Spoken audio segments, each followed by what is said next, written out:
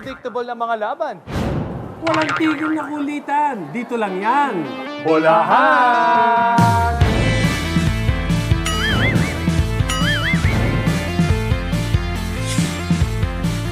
Unang tanong, LPU, Rumatsyada, walang talo. Kayong unang nakatalo. Ano ba to? Nagkataon o pinaghandaan nyo dahil wala pang talo? Talagang pinaghandaan namin, no? Kasi LPU talagang ano yan eh, contender sa Final Four and then pwedeng lumaban ng championship. So talagang mindset namin, kami yung unang bibiktima. EAC General, ibig sabihin leader yan eh. Nakikita ko naman, every game, yung leadership mo. Ngayon sa school ba, ganun ka rin.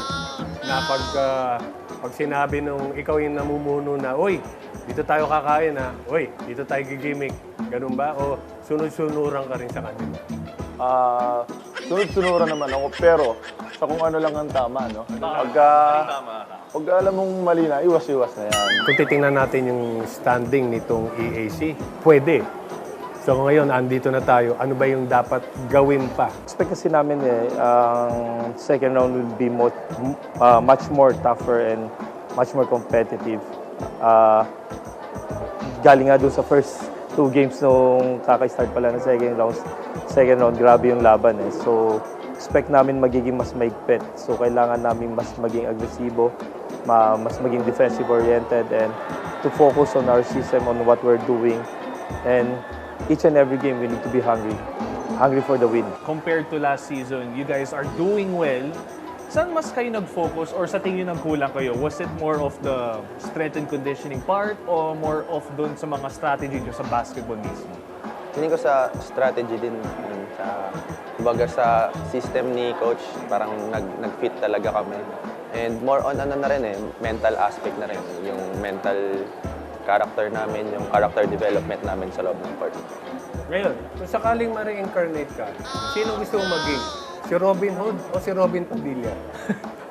Feeling ko si ano na lang, Robin Hood. Robin Hood na lang. Kasi si Robin Hood sharpshooter, mga pana-pana. No? So parang medyo na ano ko yung sarili ko sa kanya. Yung forma mo, nakikita ko yan, suot ng mga Koreano. Yan ba yung ginaya mo talaga? Mga pang-K-pop? Siguro nagkataon lang siguro, Papa Ben. And on the hard court, very effective. When it comes to school, mga school work, kamusta naman ka doon? Are you also effective as a leader in school? Effective din naman kasi pumapasok din naman ako. Ginagawa ko rin yung mga activities ko meron, exam. Ngayon, yung standing ng EAC, malapit eh. So, magkakasunod kayo ng number 4, 5 and 6, iisa lang. So ngayon, ano sa tingin mo yung dapat gawin ng EAC? O ano ba yung kulang ng EAC para talagang ando na sa top 4? Sa tingin ko po, Papa Bear, we need to trust talaga kay Coach Gerson po. Sa system na dinala niya sa amin. Yun po talaga yung magdadala sa amin para sa mga panalo na hinihintay po namin na dumating sa amin. Kung ikaw papipiliin, dahil ikaw ang pangalan mo ay King, ang gusto mo ba Lion King o Enchanted Kingdom? Siguro po Lion King na lang. Naging extra work ka pagdating sa basketball.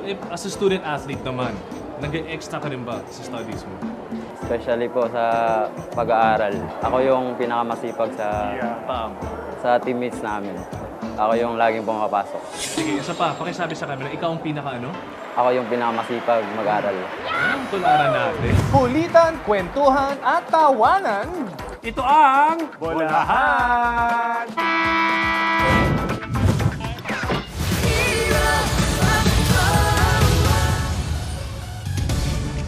Mga kapuso, we're back inside of Philoy Electoral Center in San Juan City, continuing our coverage of the NCAA Season 99 New Heroes of the Game. And this is your favorite sports and entertainment show. You guys are watching Game On. My name is Martin Javier, taking care of business for our post-game show. At ngayon po kasama natin dito at the heels of their win, 10th win of the season. Mapua, nanalo kanina kontra San Sebastian, 70-63. Nandito ang kanilang court general, floor general na si Clint Escamis na nagkakaroon na ng fan base dito sa NCAA. Clint, good afternoon.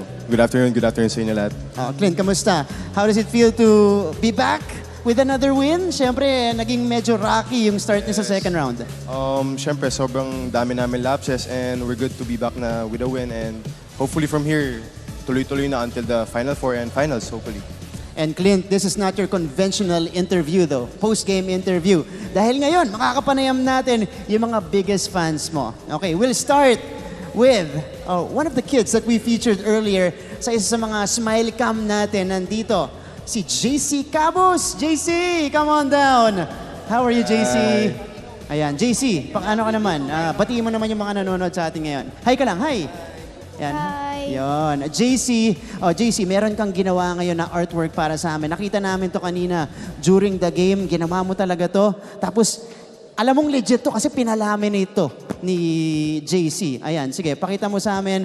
At saka, ano yung mensahe mo dito kay Clint? Sana po mag-champion sila lagi. Yun. Sana mag-champion. Thank you. Clint, anong mensahe mo dito kay JC? We'll try our best, basta supporta ka lang palagi. Ayan.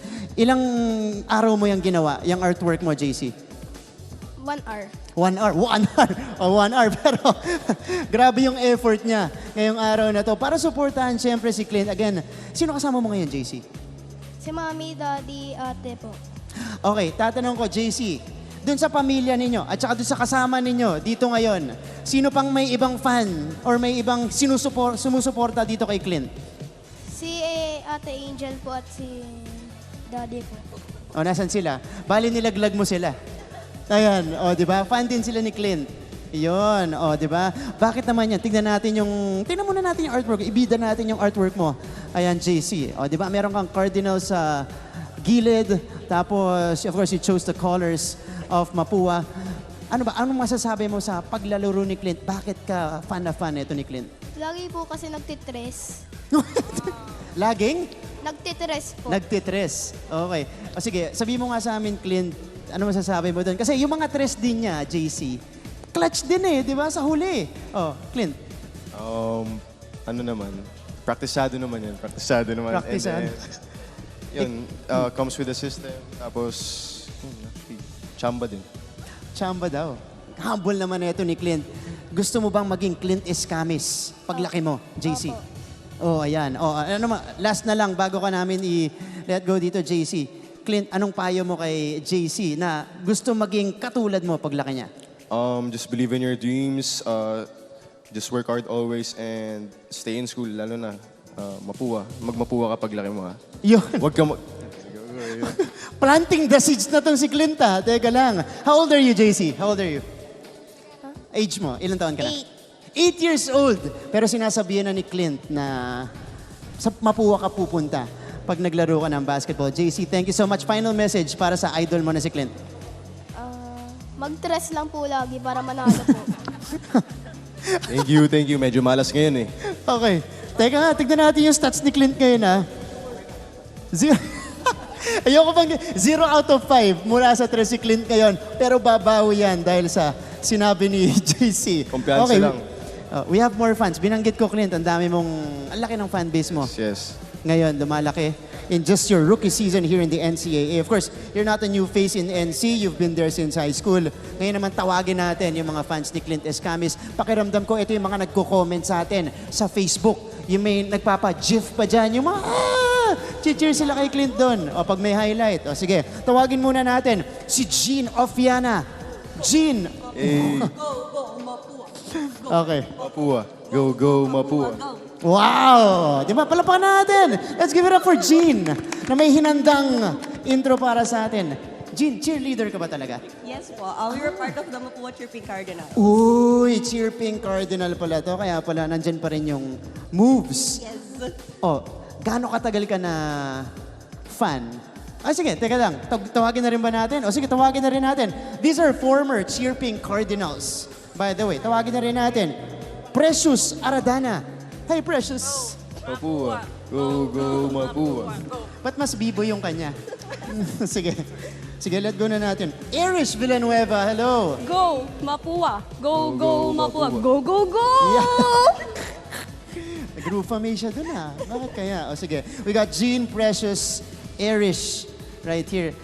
At na-inform ako, meron kayong katanungan para kay Clint. Teka, idol nyo ba si Clint?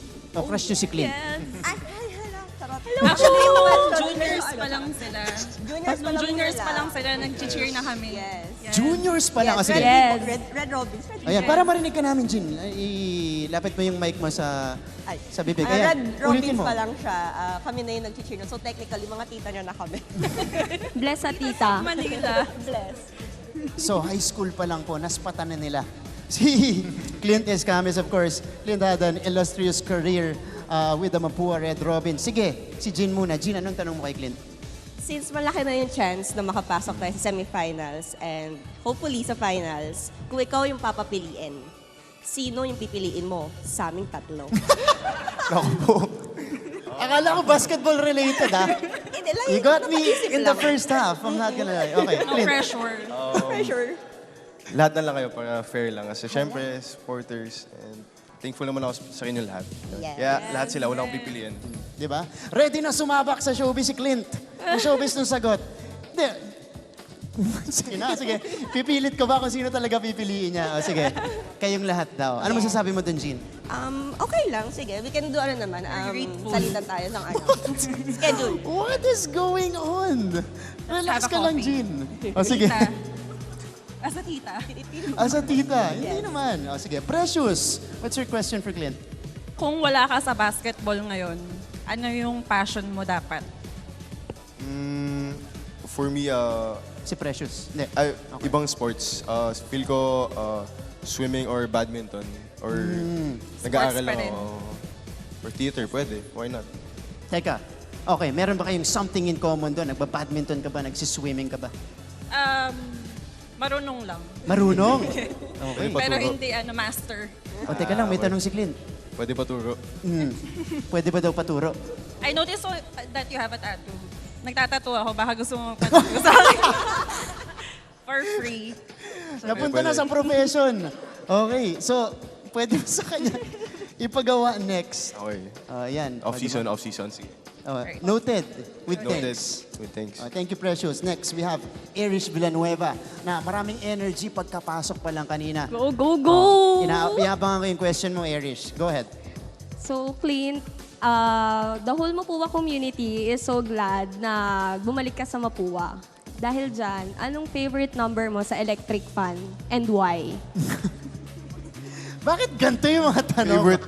Siguro init kasi sa Pilipinas, so if may 1 to 5, siyempre 5. Kasi gusto ko malamig eh. May 5 ba? 5 or 3. Yung mga bagong electric fan kasi meron 5 hanggang 5. Industrial fan ba to, Clint? Ako, industrial Pangmayaman fan. ata yung electric fan niya. Ano na? Pangmayaman. Hanggang 5. O, 3. O, yan, 3. Pinaka. 3, pinakamalakas. Ano naman masasabi mo doon? I like that too. Alam mo, ibang klase yung mga fans natin dito, ha? Yung confidence andito eh. Para mas mataas pa kaysa sa mga player natin. Okay, sige. Bago natin kayo ipag-groovy with your idol, Clint Escames, sige, message nyo muna kay Clint isa-isa. Irish, let's start with you. So, eto seryoso na. So, yun nga, the whole Mapua community is so happy na you're back home since juniors. So, continue lang yung magandang laro and we're always here to support you no matter what. Oh, thank you guys. Salamat. Congratulations sa this win. And then, good luck for your future endeavors sa buhay. Thank you. Good luck din sa Endeavors. life. Mga heartfelt message to, ha? Mga maiiyak na sila dito, eh. O sige, si Jean. Galingan nyo pa. Galingan nyo lang. Malayo na yung narating nyo. And sigurado mas malayo pa yung mararating nyo with the whole team and continue inspiring our younger generation.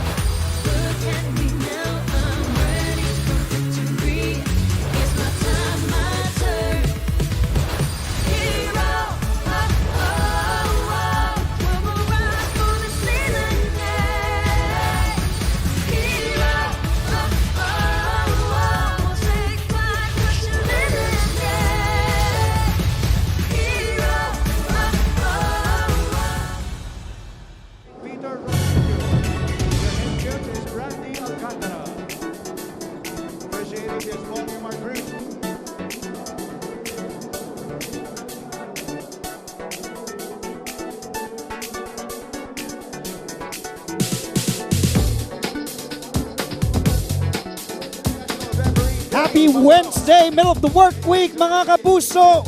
We're back inside the Philoy League Oil Center in San Juan City. Action right away for your NCAA Season 99. Let's start things off with the Perpetual Altas taking on the Mapua Cardinals. And then later on, another blockbuster showdown between the Benil Blazers and the San Beda Red Lions. All these four teams battling to have a spot in the Final Four. 7 teams ang naglalaban-laban for 4 spots in the playoffs. And off we go. It's Mapua and Perpetual. Mapua in their away uniforms and Perpetual in their immaculate whites, their home whites. Andre Felix kasama. Si Prince Rivero will bring in Prince in just a bit. Rosilio starts off firing to open. And Omega gets the rebound. Prince, magandang hapon sa'yo. Exciting, agad-agad, action. Oo naman, Andre. Exciting tong game na to kasi ito magde-determine kung sino makakuha ng twice to beat advantage para dito sa dalawang koponan natin. Omega with a jumper.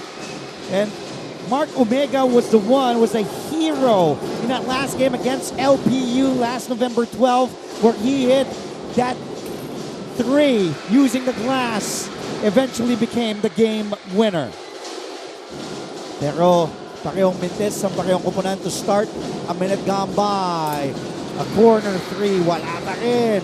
Underneath, Jun Roque in trouble in the land of the Giants. Has to kick it out to Nitura. The lefty in the middle, no go. And Bonifacius gets fouled, getting the board. For some reason, hindi ko alam kung bakit, pero parang kinakabahan ako para sa game na to. Parang magiging maganda siya eh. Grabe. Alam mo kasi, Prince, kahapon pa nga sabi ko, bakit nasa Final Four na tayo? And ngayon, because as I said, Perpetual needs this ball game. They need to win this para mabuhay pa kanilang Final Four hopes. Para naman sa Mapua, syempre, kahit pasok pa sila sa Final Four, they want to stay one of the top 2 to have that twice to beat advantage. Escamis launches, gets fouled, taking the 3. And the clear MVP front runner using his wits, baiting the foul, heading to the line for 3. Now let's head courtside and bring in 2 more members of our team this afternoon. First up, Mickey Santos reporting from the Perpetual Altas, who was able to talk to Coach Mike Sagigit earlier today. Magandang hapon, Mickey. Magandang hapon, Andre. They are getting their rhythm and they're singing the same music together. That's what Coach Mike Sagigit told me earlier when I asked him what's different today compared to their last game against the Cardinals back in the first round. And with the 4-game winning streak that they have this time, ang kiit nila ay hindi na raw ito tsamba lang. Instead, it's God's gift for them as their efforts are finally paying off this time. And now that they're facing Mapua again, relaxing and being complacent is definitely out of the equation because that might be the downfall of the Perpetual Altas. That's why Coach Mike challenges his players to dictate the game and establish the flow today together with their 6th man, the crowd and the heart of the Altas. At dagdag pa dito, Andre and Prince, lahat ng kinausap ko ay sinabi nila na maganda raw ang bangon ngayon. Dahil ayon nga kay JP Boral, dapat pagising ay panalo na agad ang nasa isip. Balik sa inyo. Maraming salamat, Mickey, for that extensive report on the Altas. Yes, prevailing over the LPU Pirates last November 12, 81-80. Perpetual is now the hottest team in the second round, winning 4 straight. Escamis ahead, blows the layup, rebounded by the Altas. And here they go. Still hasn't scored. Roque off to Omega. And the team that they beat, Prince, LPU, was on a 5-game winning streak. They haven't lost in the second round. Perpetual dealt them their first loss thanks to that Omega 3. Here's Nitura serving, pulling up, missing. Rebounded by Rectos, strip, good effort by Roque. Jump ball, possession arrow with the Altas. A great effort here for Roque and the white shirts. At least kitang-kita natin kung gaano ka-aggressive yung parehas na teams, ano? Sabi ko nga, talagang playoff atmosphere na, Prince eh. Talagang yun nga yung kanina ko pa iniisip eh. Itong game na to yung parang para sa akin magdidictate ng magiging sequence at saka ng mga pangyayari sa Final Four. And speaking of, Escamis getting his easiest basket in this game. Getting that layup off a Perpetual turnover, 4-0 is our tally. Nitura giving up his dribble. Here's Omega up top. 2-man game between Omega and Cuevas. And there's a foul. Or is it last touched by Omega? We'll find out here. Last touch by Perpetual. Jelo Razon coming in, early substitution. Replacing Jasper Cuevas, was given some playing time by Coach Mike Sagigit. Now let's head courtside once again, this time for Mapua's side. Aliana Faustino has more on the Cardinals, and she was also able to speak to Mapua's coach, Coach Randy Alcantara, earlier today. Aliana. Magandang hapon, Andre and Prince. At this stage of the season, it's safe to say that the confidence of the Mapua Cardinals are back and in full throttle because their attitude of never giving up is on full display despite miscommunications and defensive lapses in their last game against the San Beda Red Lions. Coach Randy Alcantara acknowledged the team's teamwork, trust, and their clutchman Paulo Hernandez as their keys to victory. Di pumapayag si Coach Randy na ma-overwhelm ang team sa high stakes ng mga natitira nilang laban. Kaya pinaalala niya ang Cardinals to amp up their energy, box out, and communicate against the Perpetual Altas if they want the twice to beat to be theirs. Meanwhile, birthday boy Toby Agustin is seen in a Mapua uniform for the first time this season. He was able to warm up with the Cardinals earlier but will sadly see no action for today.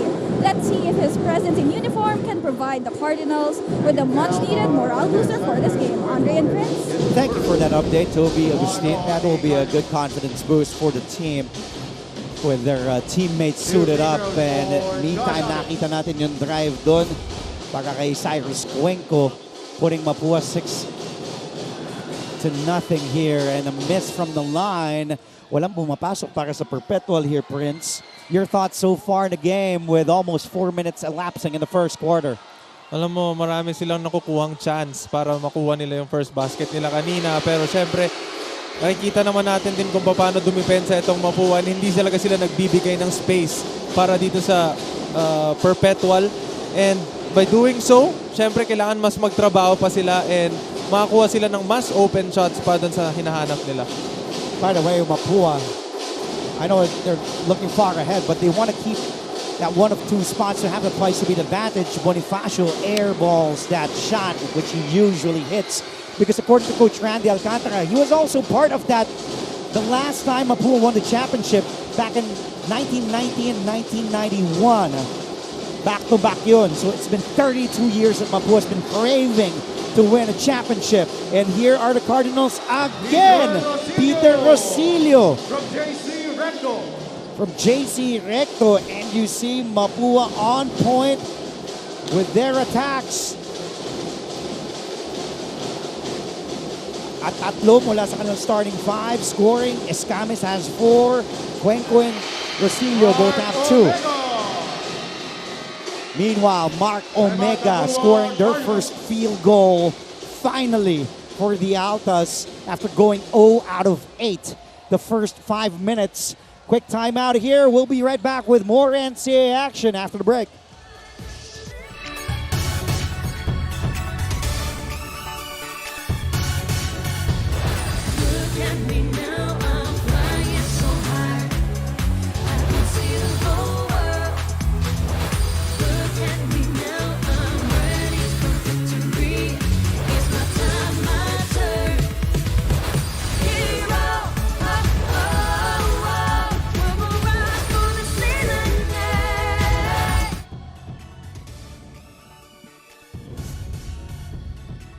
And just to paint everybody a picture of how competitive and how intense the race to the Final Four is in Season 99, take a look. Mapua still the #1 team in 15 games, 12-3, but that spot isn't safe. They'll be facing Perpetual today, and then they still have 2 more games, Arellano and JRU. LPU, right behind them, will face San Sebastian, Arellano and San Beda. Benil will face San Beda today, then Letran, then EAC. JRU won yesterday against EAC. They will face San Beda and Mapua. San Beda has probably, arguably, the biggest schedule, heaviest schedule, Prince. Kasi ang remaining games in San Beda against Benil today, against JRU, against LPU, and then against Letran. And then Perpetual against Mapua today, against EAC, and then against San Sebastian. And then EAC lost yesterday to JRU, but still have the Perpetual Altas and the Benil Blazers just to paint you a picture. And then, San Sebastian, Arellano, and Letran all out officially of Final Four contention. The reason I gave you the remaining games and the remaining teams that these 7 teams will be facing is because 7 ang may chance pang makapasok ng Final Four. From number 1, Mapua, to number 7, Emilio Aguinaldo College.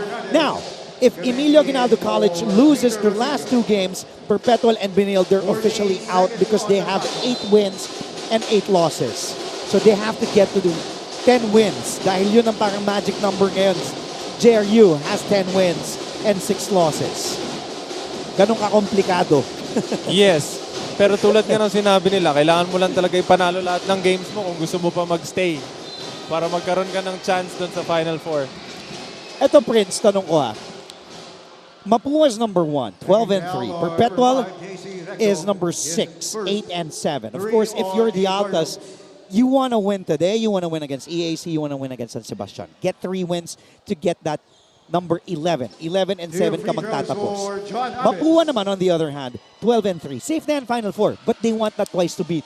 My question to you now is, kanino mas may pressure dito sa team na kailangan namin makapasok ng Final Four or yung gusto ng twice to beat?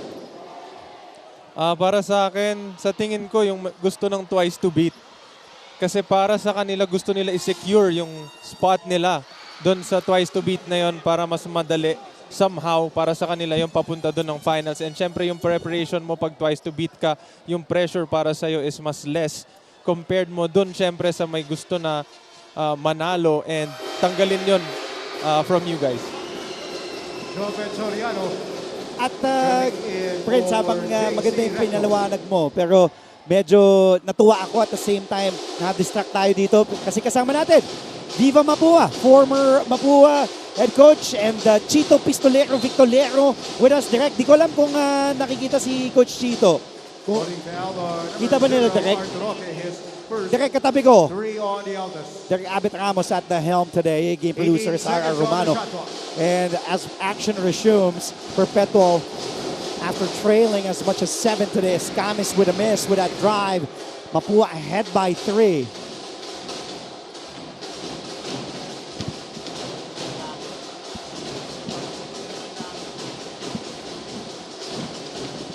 Netura.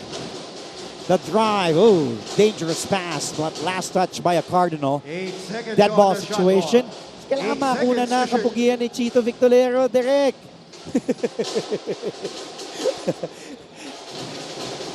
3:49 to go. 8 seconds on the shot clock. And there is Chito Victolero anxiously watching. Ayan, kumakaway-kaway. Mamaya papasalutayin natin si Chito. Tingnan natin, bababatiin natin. But a miss there. Always great to see a former Cardinal, former coach. So far, so good in the pros. Wala pang talo ang hot shots. Mukhang nag-recruit ka dito okay, pwedeng bigyan natin. Let's give Chito Victolero the mic right now. Okay, this is great. Coach Chito Victolero, can you hear me? Yes. Good afternoon Bati ka naman sa ating mga viewers. Yeah, sa lahat ng NCAA fans, good afternoon. And of course, sa lahat ng Mapuan, good afternoon sa inyo. Siyempre, Prince Rivero, kasama natin, Chito Victolero. May gusto ka tanong kay Coach Chito? May Coach, spot ka pa ba dyan sa hot shots? natalo yung team ng kapatid ko recently so wala na lang. Pero Coach, ba't ka napadaan dito sa, alam ko, you're an avid fan of NCAA. Kahit di ka manood sa live sa PhilOil, nanonood ka live sa GTV, nanonood ka online sa NCAA Philippines. Pero bakit itong particular na laro ang gusto mong panoorin, Perpetual Mapua? Yeah, every time naman may una kong time, I always support my alma mater, yung mga kaibigan kong coaches, Coach Randy and Coach Yong. Malungkot yata si Randy ngayon Yeah, natalo kagabi. But I'm always support this my alma mater dahil nga dito ako galing and naglaro, na-coach. Yes. So, support lang ng support para kahit paano makadagdag ng motivation sa mga players. Samantala, that was a good basket inside para sa Mapua. Coach, yung thoughts mo on ganda ng pinapakita nitong Mapua. Of course, led by MVP frontrunner Clint Escamis. Nasabi mo, bata pa lang, nakikita mo na as we take a look at this play action itong Perpetual. Razon will launch this 3. Hold that thought, Coach Chito. Omega has it. But so far, ano masasabi mo dito sa ganda ng tinatakbo ng season ng Mapua? 12-3. makalaban nila Perpetual today, Arellano next, and then JRU. Yeah, we give emphasis on the defensive end. We always have that mindset to play defense, and that's our system. Together with Coach Randy and Coach Yong, we try to give emphasis on that defense. That's right now we're limiting the Perpetual under. I think that's 5 points only. In the last 7 minutes, we limit Perpetual to 5 minutes. So they do a good job on the defensive end, plus their hustle and effort on the both ends of the floor. Galing ha. Coach Chito, timeout muna tayo. Score is 10-5 in favor of the Cardinals. Stay tuned, only here to GTV.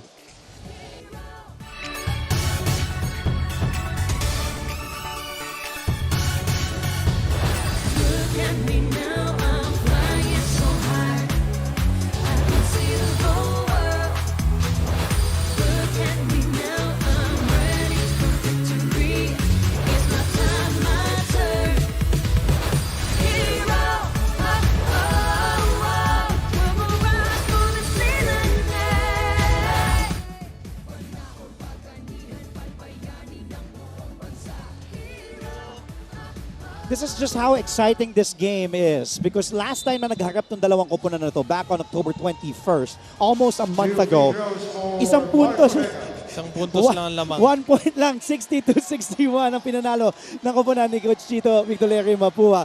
Your thoughts, Prince, on that game? Does it matter itong first round meeting or kumbaga from a player's perspective na kung ikaw Perpetual, kalimutan na natin yon. Ganito kasi yan eh. Pagdating palagi ng second round, back to zero talaga lahat. So lahat ng na-meet mo ng first round, regardless of the outcome ng game, wala na yon. Kakalimutan mo na yon. Pero at this point, they're fighting for something. Especially itong Mapua natin, gusto nila makuha talaga yung top spot para dun sa twice to beat. And syempre yung Perpetual na gusto magstay para makakontent sila para dun sa Final Four. So napaka-importante nitong game na to para sa both teams natin. Take a look now at the play action here. Igodalo to Igliane. Short on that trip. Coach, bago ka namin pakawalan and to let you enjoy the game, ano pang gusto mong sabihin? By the way, ang dinraft nyo na si Warren Bonifacio is on the floor. Ano kung gusto mo pang sabihin before we let you go and enjoy the game, Coach? Yeah, I just want to congratulate the NCAA MANCOM committee and also the whole NCAA organization dahil sobrang ganda ng mga games eh. Ako nanonood talaga ako and hindi mo makita kung sino magdo-dominate. Talagang every time ang ganda ng always close game, very exciting games and yan yung NCAA. That's why madaming mga bata dito ang napupunta sa PBA eh. Because mga stars, di ba? Stars. So, I think yun lang sa lahat po ng fans ng NCAA. Keep on supporting and keep on watching the NCAA. Also, good luck the rest of the way, Coach. Ha? Sa inyo, thank you. Maraming salamat sa pagbisita. At sabi ni Prince Rivero, pag kailangan mo ng big man, available siya anytime. Noted, Prince. Noted. Coach, kahit anong kailangan mo, pwede na. Kung gusto mong bangkain yung import. Thank you. Maraming salamat ulit. Thank you, Andre. Maraming salamat. Bisitahin nyo, V-Farm, resort ni Coach Chito sa Bulacan. Yeah. Supportahan nyo, Coach Chito Victolerio. Maraming salamat. Enjoy the game. Razon fires the three. Still hasn't hit a triple here.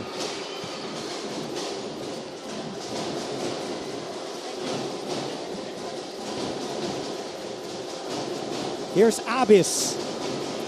And Perpetual. Still down 4 though, Prince. Kahit medyo struggling sila from the field. Itong Perpetual Altas, just 1 out of 15 from the field, just 6.7%. Prince Rivero, but you're just down 4. Again, nabanggit nga ni Coach Chito kanina na they're trying to limit itong Perpetual ng mababa na point dito sa first quarter natin kasi yun talaga yung system nila, yung defense. And I think they're doing a really, really good job on that. And syempre may halong malas na din dahil nakita ko naman na marami silang attempts na open naman talaga and hindi lang talaga nahuhulog. Pero again, papasok ulit tayo dun sa numbers. May percentages yung mga yan teams natin and eventually aabutin nila yon. So, who knows, di ba? Malas ka ng first quarter, may second, third, and fourth pa para habulin yung score. Jopet Soriano at the line. Gets 1 out of 2. from the free throw stripe. Back in October 21st, Mapua was just 4 of 11 from the free throw line. That's something that they have to work on, especially when the games get closer. Barkuma launches that three. Oh, like a wrestling match down low. Two players falling to the deck. And it will be a double foul. Alam mo, isa yan sa mga inaabangan ko sa games. Yung mga double fouls, yung... Akala ko yung wrestling match. Part na rin yun kasi syempre, the mere fact na may ganong mga instances sa game na to, makikita mo doon na sila parehas gusto nila talaga lumaban. Hindi lang para doon sa spot nila underneath, but syempre to grab the ball. And hindi lahat ng players masasabi mo na meron silang grit na ganong klase to the point na hindi sila papayag na maunaan sila sa spot nila. Pero isa din sa mga gusto mo yan eh. Yung ganun eh. Ay oo, syempre. Kasi ang tawag nila dyan, intangibles. Yan yung mga bagay na hindi lahat ng player gusto ginagawa. And that's something na sobrang kailangan ng isang team. Meron kang isa, dalawa, or tatlong player na ganun. Enforcer, bruiser. If lahat kaya ng ganun, bakit hindi, diba? Pero kailangan ng team yung mga ganong klase ng players. Alam mo ba, pinag-usapan nga namin din yan as we see Barkuma stepping on the gas in a foot race. Sayang everything but the layup for Peter Van Barkuma. But he blew by everybody on that last play. Razon gets it back for the Altas. Here's Jello. He will pull it back out. Back to Razon. Nunez will give Razon a screen. Razon slowing down, wanting to go to Bocal. The last touch by Soriano, or was it Cuenco? Last touch the basketball. Possession still with the Perpetual Altas, 7 on their shot clock. Clint Escamis being injected back into the 5 here by Randy Alcantara. Gobi Dalisay also coming in for the first time. This is how deep Coach Randy's lineup is. Razon looking. Gives it to Nunez. Barkuma back to Jello Razon. Razon using that Nunez pick. Recto keeps it alive for the Cardinals. Ahead, si Soriano. But couldn't handle the basketball. Back to Razon all the way for the easy layup to end the first quarter, and he felt he was even hit on the face. He wanted a foul. So good start for the Mapua Cardinals, leading as much as 7. It was a sluggish start, especially from the field. Para sa Perpetual, just shooting 2 out of 19 in total here in the first quarter, but just find themselves down by 3, 11-8 in favor of Mapua. Second quarter coming up after the break.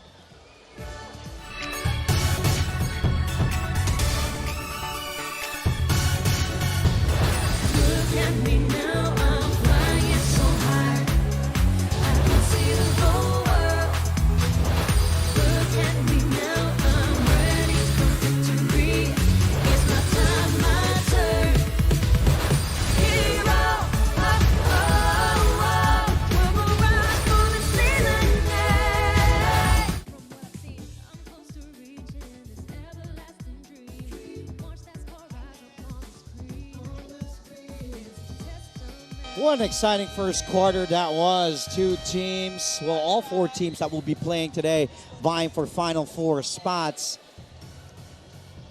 As we take a look at the numbers here, Perpetual with no assists in the first quarter, just 2 of 19 from the field, but just down by 3, 11-8 against Mapua. Magandang hapon po mga kapuso. Andre Felix alongside Prince Rivera. Earlier today, we're also joined by Coach Chito Victolero, of course, supporting his alma mater, the Mapua Cardinals.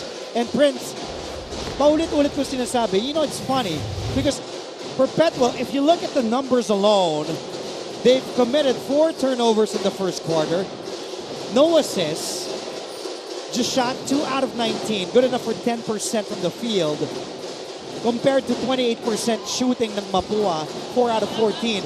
But still, you're down 3, now make it down 6 as Clint Escamis knocking down a long bomb. But if you're Coach Mike Sagigit, Matutuwa ka ba? Hindi kasi just down 3 ka lang kanina considering all the numbers not in favor of the Altas. Again, nabanggit mo kanina yung numbers. Yung Atlas, meron silang 7 offensive rebounds. Ibig sabihin, they're not doing bad. Hindi lang talaga nila ma-shoot yung bola given the chances na meron sila. And yung Mapua, pumapasok lang yung mga tira nila. Again, first quarter pa lang to, long way to go for this game and a lot can happen dun sa second, third, and fourth quarter natin. So tingnan natin kung paano nila babawiin yung slow start nila.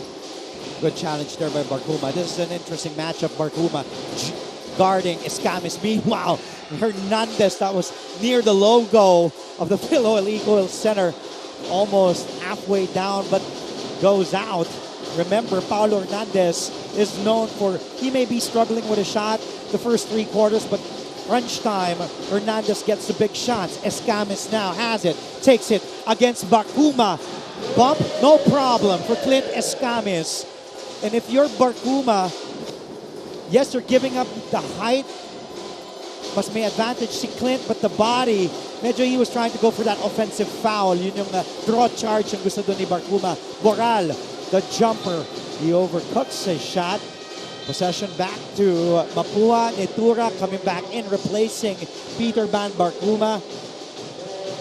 Cuenco also back in, replacing Paulo Hernandez. And Jun Asuncion also checking in, replacing Jopet Soriano. Now let's go back courtside. Mickey Santos has more on the Perpetual Altas, this time on last game's hero for Perpetual, which was Mark Omega. Tell us more, Mickey. Mark Denver Omega, o pwede natin katawagan bilang Omega. Pirate Killer delivered the winning shot on their game against the LPU Pirates. This previous volleyball player back in high school told me na first time daw nangyari sa kanya yon. Tila ba hindi siya makapaniwala na pumasok ang tira na yon at sana daw ay hindi ito panaginip. With that shot that he made, gate niya na tumaas at lumakas daw ang kanyang kumpiyansa at naisip niya na kaya daw pala niya. Kayang makipagsabayan at kayang sumunod sa sistema. And to win this game and get the chance to be a part of the Final Four, ayon kay Omega ay may 3 bagay daw na sila ang dapat alalahanin. Yung daw ay ang depensa, sistema at pakikisama. Yan lamang para sa Altas, Andre Prince. Maraming salamat, Mickey, for that update on Mark Omega. What a big game. Probably the biggest shot he took in his career with that game-winning 3. Meantime, Cyrus Netura scoring underneath there, getting his first basket in this game after going 0 of 2. Mark Omega, before that game-winning shot against LPU, he was 3 of 6 from downtown the whole season. He's only attempted 6 3-pointers, but that 4th made 3 by Omega this season was the biggest, probably, not just for this season, but his career. Asuncion lets it fly. Omega grabs rebound number 8. Omega averages close to 8 boards a game, and also the leader in offensive boards with close to 5 offensive rebounds a game. There he is again, getting the offensive board. Omega underneath, but could not finish. Omega now has 9 rebounds along with 3 points. Escamis attacks. Asuncion hands it over to Kobe. Dalisay for 3! Quality minutes by Kobe Dalisay. Just 4 minutes in the game. First 3 gives Mapua their biggest at 9. Sasagutin! Yes! Para sa 3 ni Christian Pagangan, asking for the foul. Trading threes here. Escamis over to Boni. Bonifacio's jumper. Usually an easy 2, but Boni still no field goals. 0 out of 2. Netura will use this Omega screen. Off to Boral, guarded by Asuncion.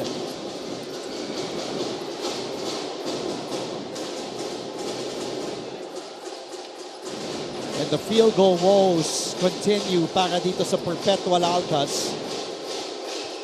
Just 2 of 7 here in this quarter. Escamis attacking all the way. And when Clint puts its head down, count that basket. Right away, they're up 8, 21-13, 5:07 remaining here in the second quarter.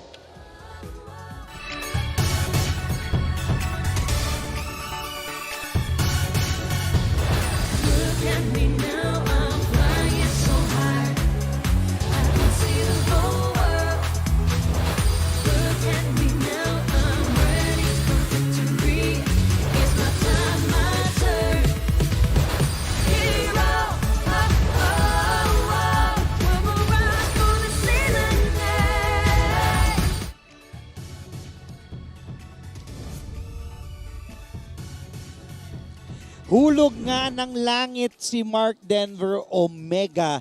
He was just, as Mickey said earlier, the Pirate Slayer.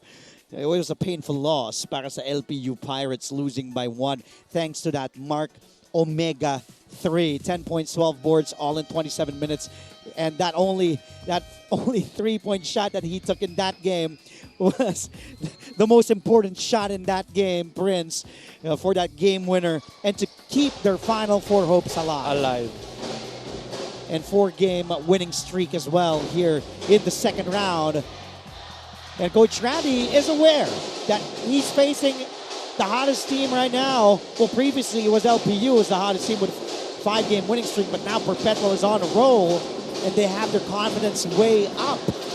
And while we see this play action for Pagaran, let's go back courtside this time to Mapua side. Aliana Faustino has more on the Cardinals. Andre and Prince in a crucial game where it can be decided by a game winner. Expect the Mapua Cardinal in number 9, Paulo Hernandez, to take that shot. Now you may have noticed after he scored his game-winning triple against the San Beda Red Lions, he was seen tapping his head. And when I asked him about this reaction, he says that was his way of telling himself gising, because he has been struggling the past few games, and that may just be exactly what he needed to bounce back and get his game back. Now he credits his endgame heroics to the readiness and trust Coach Randy Alcantara instills in the team. It is this team chemistry and effort that has propelled this Intramural Space Squad into the number 1 spot. Now let's see if this big-time shot maker can take the Cardinals to the promised land. Andre and Prince?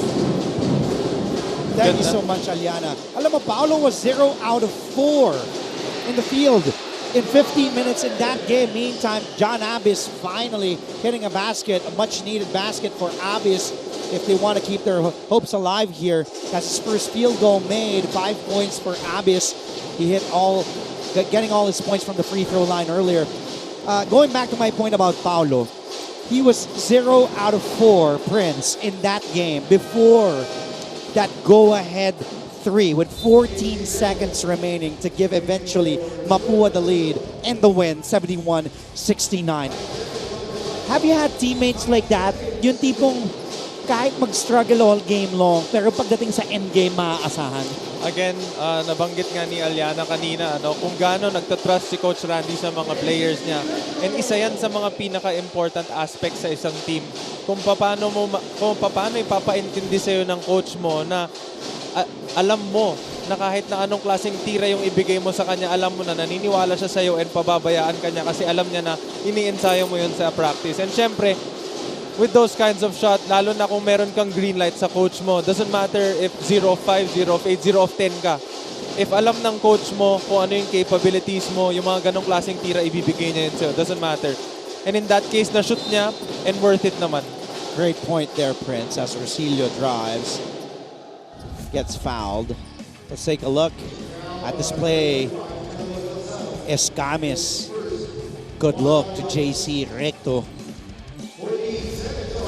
And Paolo is one of those, we know he's a big shot taker.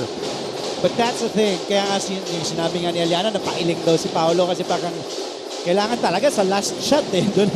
Doon pumasok yung tira.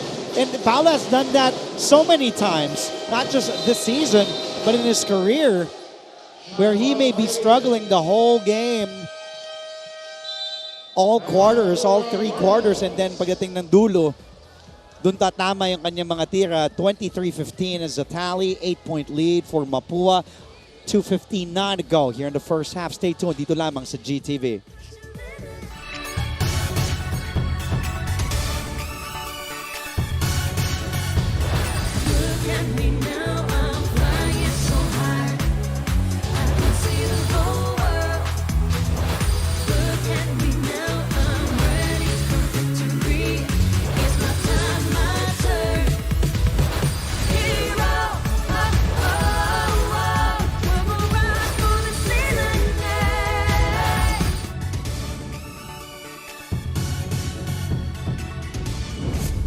take a look at our featured matchup for today, Battle of the Bigs, Matira Matibay. I like that because that has been, this is the theme, basically, the last few remaining games of all 7 teams battling for Final Four spots. Matira Matibay, Perpetual and Mapua featured today. Then Mark Omega and Warren Bonifacio. But so far in this game, Omega just has 3 points, 9 rebounds, an assist. Meanwhile, ito naman si Warren Bonifacio, still no points, 0 out of 2, 3 boards. And you were making a point earlier, Prince. Perpetual, despite their shooting woes, at just 17%, 5 out of 29. Check that. Jude Roque hitting that shot, closing the gap, just down 6. Pero di ba, hindi pa kalayo-layo dito Mapua kahit ganun kasama ang shooting ng Perpetual, Prince. Again, dito papasok yung grit and yung kung gano'n nila kagusto talaga tong game na to. And based naman sa numbers, again, like what you said kanina sa stats, tingnan natin yung offensive rebounds na meron itong itong Perpetual. Meron silang 8 offensive rebounds. Ibig sabihin, 8 additional possessions para sa kanila yon. So, hindi man nila nasushoot yung bola, nalilesen nila yung possessions nitong Mapua. Isa lang ang offensive rebound ng Mapua. In the rebounding department, that is where Perpetual has dominated this season. They're number 1 in rebounds in the league at close to 49 rebounds a game. Nitura, couple of fakes, nice pass at the last second. There's Nitura jumping over everybody without putback. Speaking of rebounds, that's a tip-in. Another offensive rebound para dito sa Altas. Escamis, slipping. Almost losing the ball. Goes down. Recto lets it go and gets the 2. JC Recto. Magpapiso-piso lang. That has been JC Recto's role in this loaded Mapua lineup. Recto knows how valuable he is despite being a rookie coming from the Arellano Juniors program at 6'3", as we see this putback by Cyrus Nitura skying high, and then Escamis seeing his rookie JC Recto. You know, we talk about having a bruiser, having a guy who just rebounds, Prince. But how about Nitura? He's a rookie with a team that, alam niya naman eh, hindi siya first option, hindi siya second option, hindi pa siya third option. Here he is, underneath over, that was a good pass by Recto over to Soriano. But again, going back to my point, that's been the story of Mapua for Coach Randy. From top to bottom, from 1 to 15, they bought into the system. They bought into their roles. They know you have Clint Escamis, who has the ball probably 80-90% of the time. And then you have Bonifacio. Then you have Hernandez. Then you have a couple of players like Jopet Soriano at the line. You have Obi Dalisay chipping in once in a while. You have Jun Asuncion knowing his role. You have Iniane coming in. Peter Rosilio. Then, yun nga, binanggit ko nga si JC Recto. Gano'n ka-importante having players like that as we see that Nitura miss? Again, balikan ko yung sinabi mo, lahat ng players nila from top to bottom, they bought into the system. And by doing so, doesn't matter if you're the top guy, hawak mo yung bola 80-90% of the time, or hindi ka napapasok. Obi Dalisay with another 3. That's one of the guys I mentioned, Prince. Or hindi ka napapasok. Again, yung tiwala na ibibigay ni Coach Randy sa inyong lahat is pare-parehas. Siguro, mas maraming shots lang para dun sa mga nandun sa taas. Pero, again, if you stay ready, opportunity and chance, papasok yan. Pati, yung collapse ng defense. Yes. Nandun naman sa mga, kumbaga, yung just find your spots. Dahil alam mo, idodouble yan si Bonnie pag nasa post. Si Clint, pag dumrive yan, magko-collapse yung defense. Diba? Like that happened. Obi Dalisay hitting his second 3. He knows he will get open spots. You just have to stay ready. And pag dumating yung opportunity and yung chance na inaantay mo, you deliver. That's basically the story for this Mapua Cardinals. And speaking of staying ready, that shot was open and pure para kaya Angelo Hensano. Blocked by Pagaran. This Dalisay. Hensano Quality minutes. Pagaran, extra pass.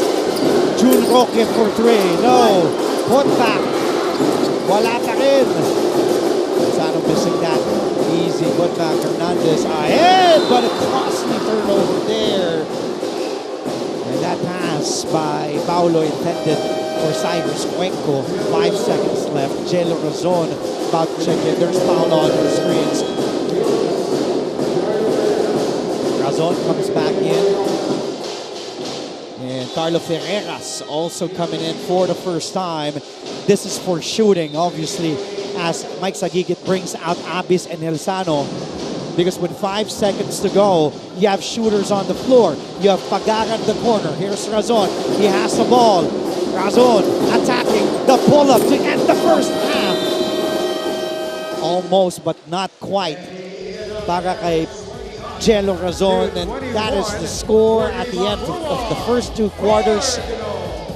Perpetual still trailing here by 8, 29-21. Mapua's lead went up as many as 10.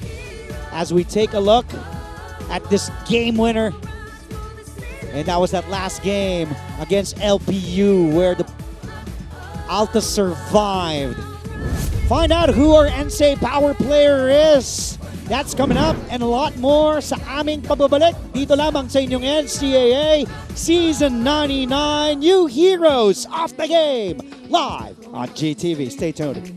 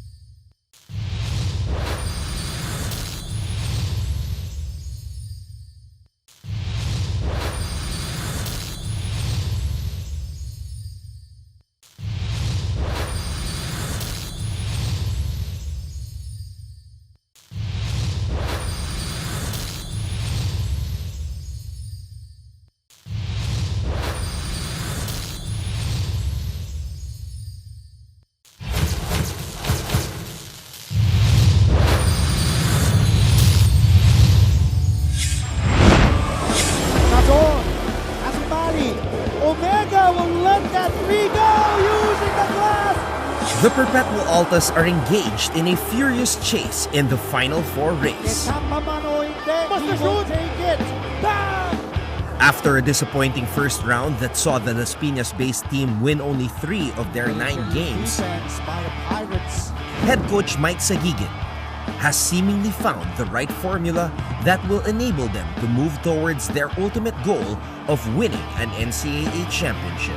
And they want to prove that they can contend with the big boys. Lately, an important component of this unit has provided infectious energy that spread across the group like a virus in a computer.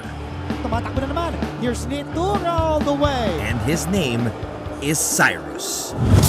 Scoring blast. Cyrus Nitura, a sophomore who can play both the guard and forward positions, had his imprint all over Perpetual's crucial victory against San Beda. He played 27 minutes, scoring 4 points, 8 rebounds, 4 assists, 1 steal, and a block. All while playing tenacious defense on the Red Lions' top scorers. Cyrus, follow up. And in their most recent triumph against LPU, Nitura was at his absolute best, as he registered a team-high 18 points on top of his 9 boards, 9 dimes, 3 steals, and another block. He may still be young, but as early as now, he is showing signs of becoming a future star. So because tomorrow can't wait, let's celebrate Cyrus Nitura today as our NCAA Power Player of the Week.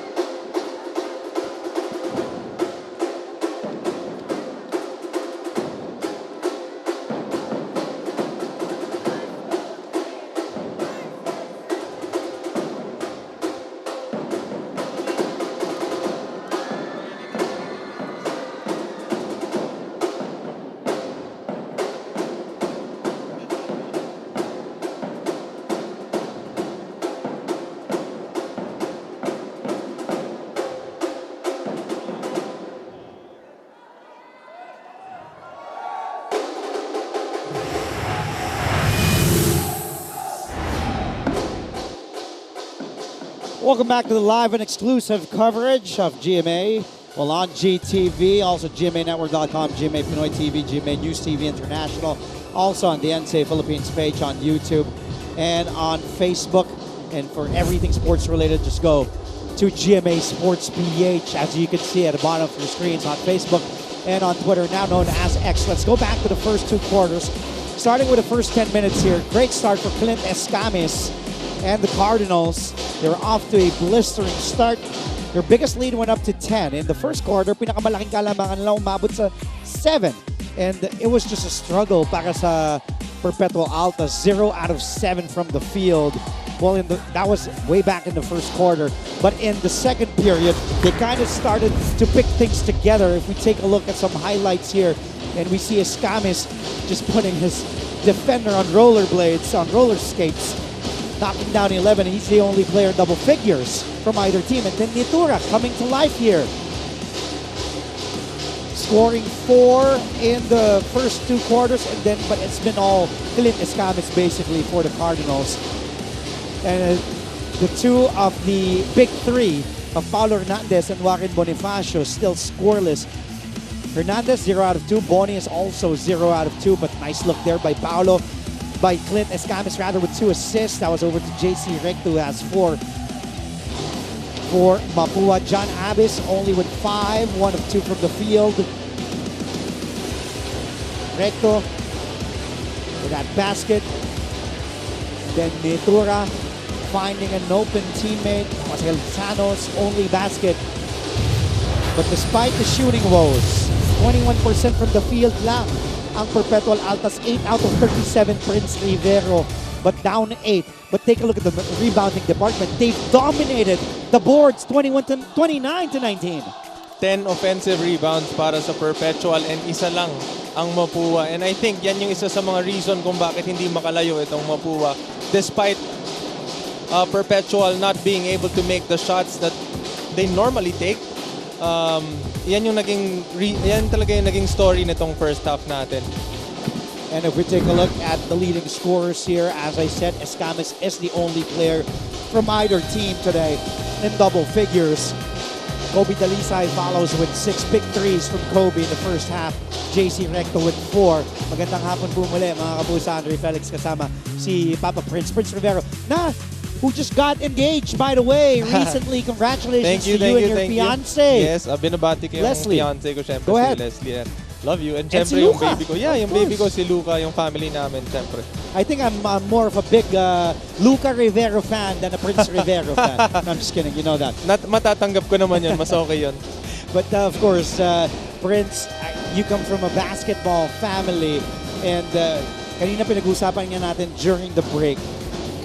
I asked you the question earlier, kanino mas may pressure? Ngayon, looking at the numbers, looking at the score, 29-21, I asked that question again. I ask you, kanino mas may pressure ngayon coming out of the dugout? Mapua, number 1 team in the league, or Perpetual, who's trying to fight and claw their way to have a spot in the Final Four? Again, para sa akin, ang pressure nasa Mapua kasi ang Perpetual, kapag natalo sila, tapos na. Tapos na para sa kanila. Pero yung Mapua, gusto nila i-secure yung one of two spots na twice to beat. Oh. And syempre, lalaban tong Perpetual knowing na this could be their a make and break for their contention dun sa Final Four. And so, nakikita naman natin kung gaano ka-aggressive yung Perpetual. Start pa lang ng game, hindi lang talaga nila na-shoot. So, tingnan natin dito sa second half kung paano nila aayusin yung mga mistakes na meron sila ng first half. Start of the third. Oh, Mapua. A rare mislapse there. Miscue, rather look at Coach Randy. Napatingin na lang sa sahig si Coach Randy Alcantara. Escamis wasn't expecting that pass back to him from Cyrus Cuenco. And that will be turnover number 6 though for the Mapua Cardinals. They've been taking care of the basketball here, and they forced Perpetual to commit their 9th turnover after that steal. Mapua's number 2 team. taking care of the basketball. So check that, the number 2 team and turnover points, and it comes to turnovers with the number 1 team.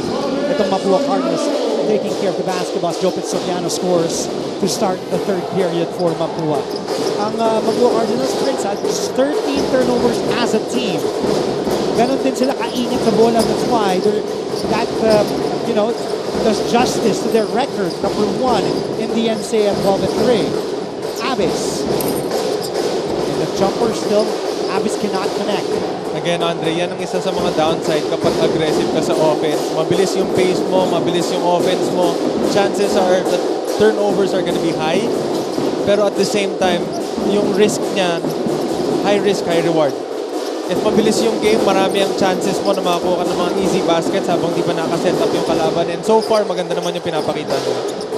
Oh! Miscommunication there. Nitura was headed to the ring. Razon.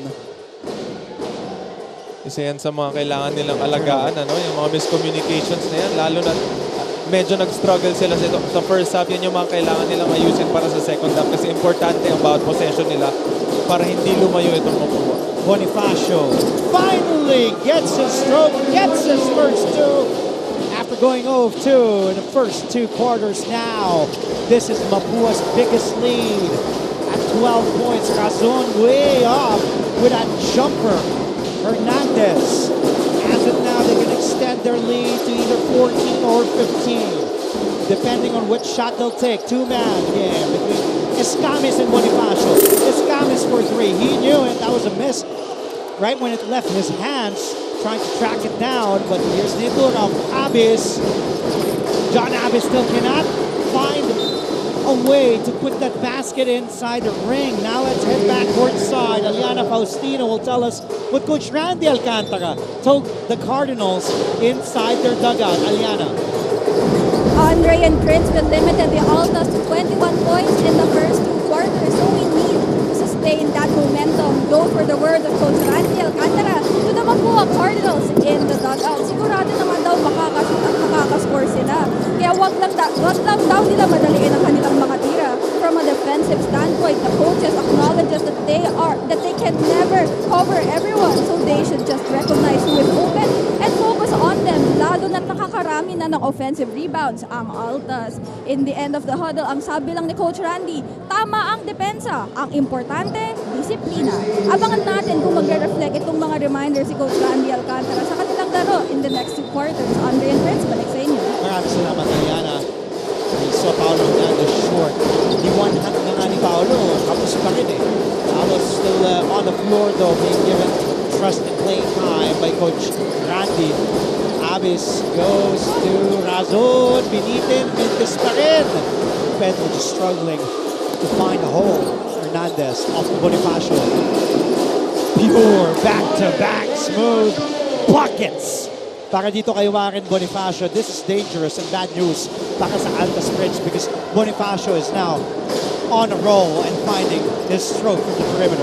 Ngayon, Andre, naiintindihan ko na kung bakit sinasabi mo kanina na sa tuwing mahawakan ni Bonifacio yung bola sa perimeter, usually an easy basket. That's him. That's his game. You leave him open sa perimeter, you're gonna give him that shot na hinahanap niya talaga.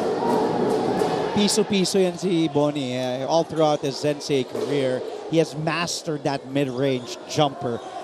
As we see, the Mapua Cardinals players asking for an unsportsmanlike foul, so our officials will go to the replay center.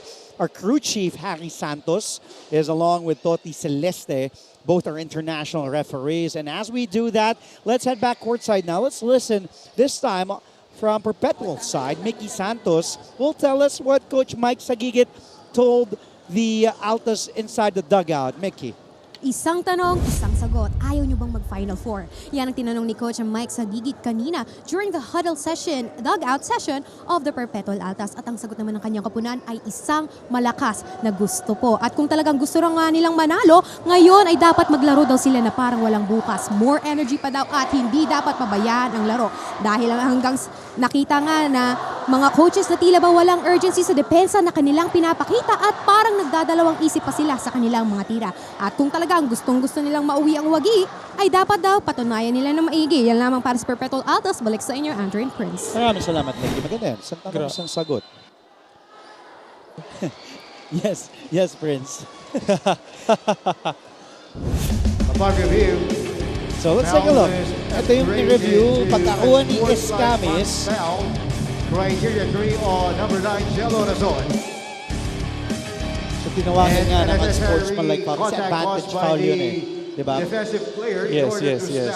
And isa yan sa mga rules na binago the past few years. Yung pag meron kang advantage and binigyan ka ng foul. Before, hindi yan unsportsmanlike foul. Kasi, syempre, that's a duty foul rather than giving them open layups for the fast break. Yeah, you give them a foul. Take foul. Yeah, but now, they prevent you from doing that. Yeah. Kasi baka makasakit, baka maka-injure, hindi natin alam yung aksidente, syempre. And I think it's a good thing na ginawa nila. Oh, Escamis missing that second free throw. But still, just like that, biglang umabante na ng 15 itong Mapua. 36-21. Coach Randy Alcantara, nakaluhod dito sa gilid. Still won't take anything and leave anything to chance, that is. Ooh. What a turnover for Paulo. Okay. The ball hits his foot. Coach Mike Sagigit will talk things over. 6:19 ang nalalabi sa ating third period. Lamang ng 15. Itong Mapua, 36-21. Kami po yung magbabalik.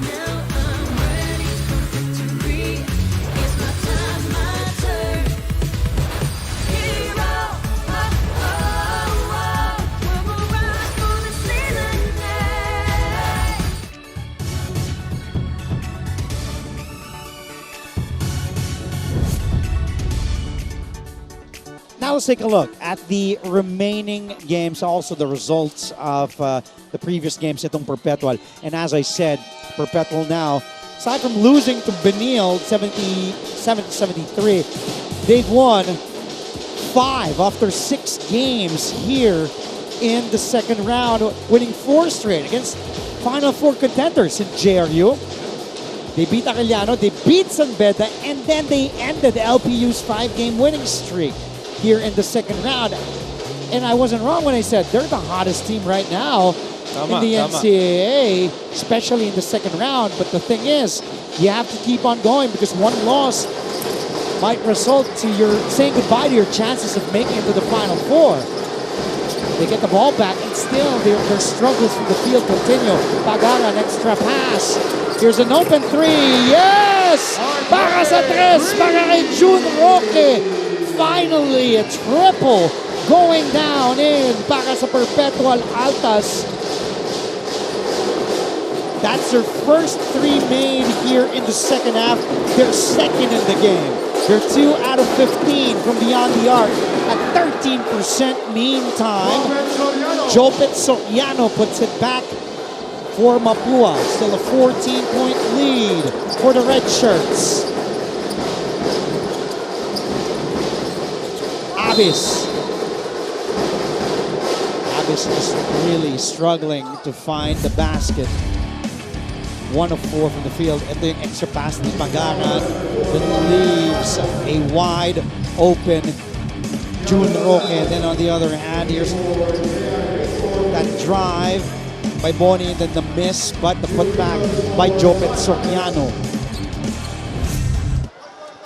Quality minutes by Jopet. Prince. 4 points, 4 rebounds. He has plus 10 today. As Abis misses the free throw. Kung titignan natin yung nangyari sa first half, itong Mapua, nag-stick sila sa mga guards nila to spread the defenders ng Perpetual. And ngayong second half, based naman dito, sa umpisa pa lang ng third quarter natin, dinadala nila yung bola ngayon sa bigs nila. Kasi alam nila siguro ni Coach Randy na medyo bumuka na yung depensa nitong Perpetual. What a spin by Jopet Soriano. Jopet is playing big today. Coming off the bench, Soriano has been huge. 8 points in 11 minutes, along with 5 rebounds. And again, this is now Mapua's biggest lead. 16-point lead para sa Mapua. Wanting to have that twice to beat advantage. Warren Bonifacio. Just perfect from the field here in the third period.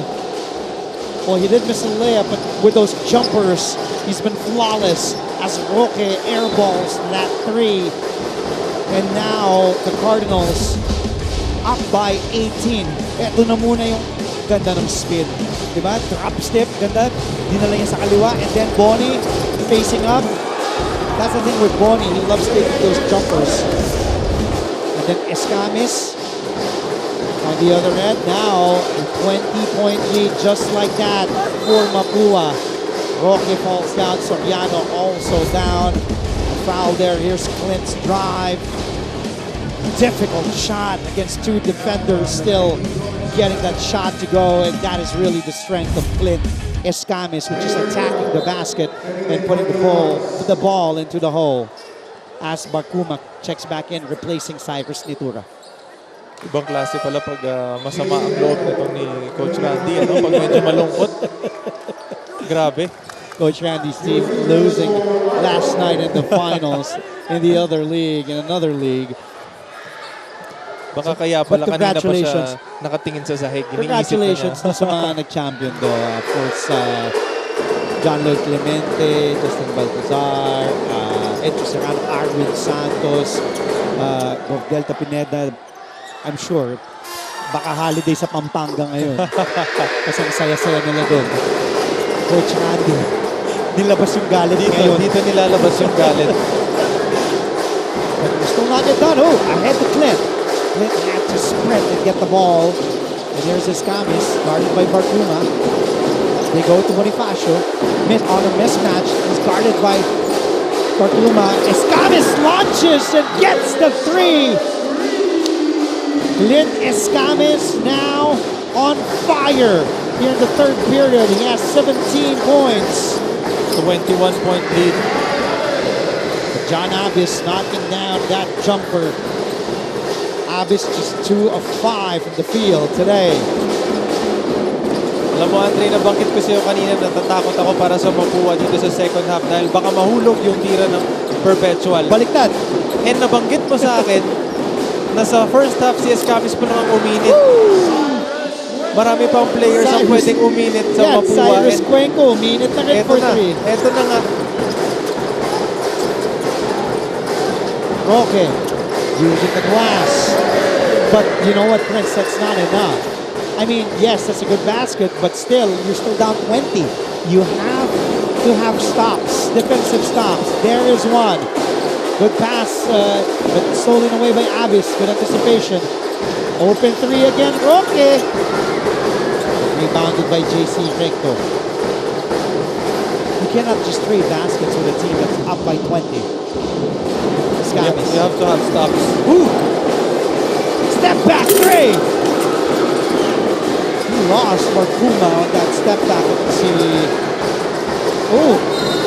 But how about Roque getting the foul and 1. Also losing Escamis in the process on that play.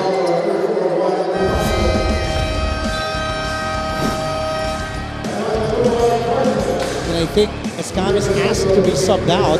We'll get an update on that from Aliana because Clint Escamis is holding on to his leg. I think he may have tweaked his ankle.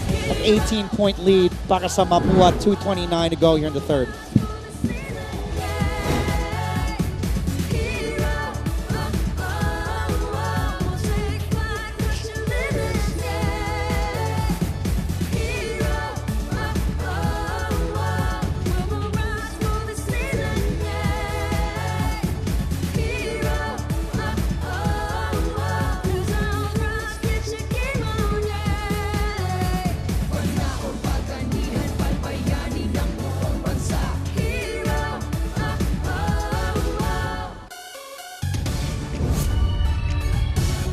clear front runner for rookie MVP Clint Escamis. 21 points, 4 boards, 3 assists, 4 steals, all in 34 minutes of action against San Beda. In that last game, here's Coach Randy Alcantara and then Escamis. Look at that difficult drive. And then Boni spotting Escamis, launching that 3, lets it fly and hitting that bullseye in the process. And then, I don't know if nakita natin direct, but he's on the bench right now, Clint Escamis. Because I was looking at him closely after that June Roque drive. Medyo parang he tweaked his ankle and he asked Coach Randy to be subbed out. And hopefully, Aliana can give us an update on Clint's situation, on what happened on that previous play.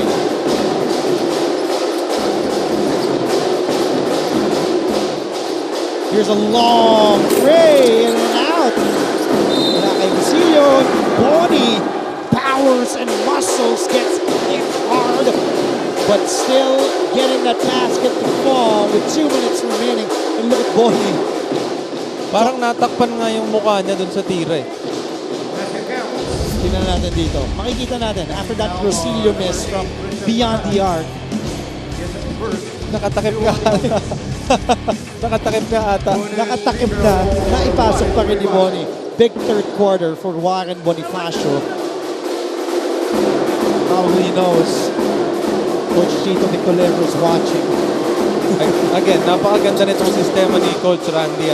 Nabanggit kanina ni Coach na sa depensa talaga sila nakafocus. And nakita naman natin yung pinag-usapan natin nung first half, si Clint talaga yung naging story ng Mapua. And this second half, start pa lang nitong third quarter, divided na dito sa players ng Mapua. Yung score niya pinagkukunan nila ngayon. And mainit na rin. So, napakaganda nila panoorin. Angelo Gonzalo, that basket thanks to the assist from Nigura. Juan Bonifacio in the first 2 quarters was 0 of 2 in 16 minutes. Here in the third period, in 8 minutes, 4 of 5 for Boni. 9 points. And then a basket again. Cyrus Cuenco with that 3. Cuenco now his second triple made here in the third period. Cuenco has a total of 8 points.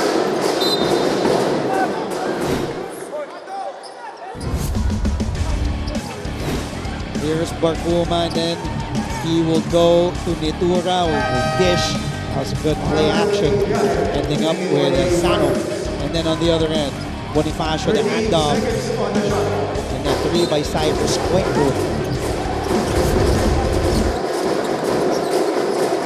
Barcuma, guarded by Dalisay. Barcuma attacks. Difficult shot. Cuenco says, let's set this up. Up by 22. A minute to go in the third. Cuenco makes the pass. Dalisay, 3 for 3. That time he misses. Nitura. Almost stripped there by Dalisay. Nitura still has it inside. Elsano in trouble. Here's a 3 by June. Roque! Again, second triple by June. Roque now, just a 2-pointer. This is counted as a 2. 11 points.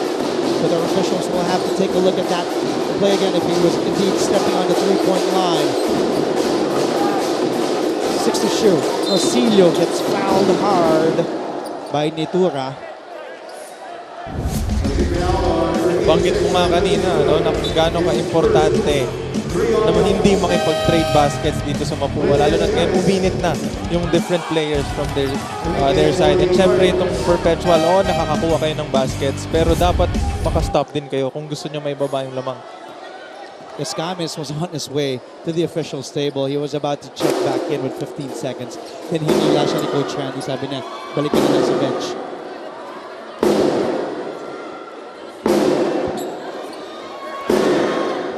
So that shot earlier by Roque is just a 2. Officially just called as a 2-pointer as we take a look at our officials. They're reviewing something here. That is crew chief Harry Santos. The Replay center, reviewing last sequence.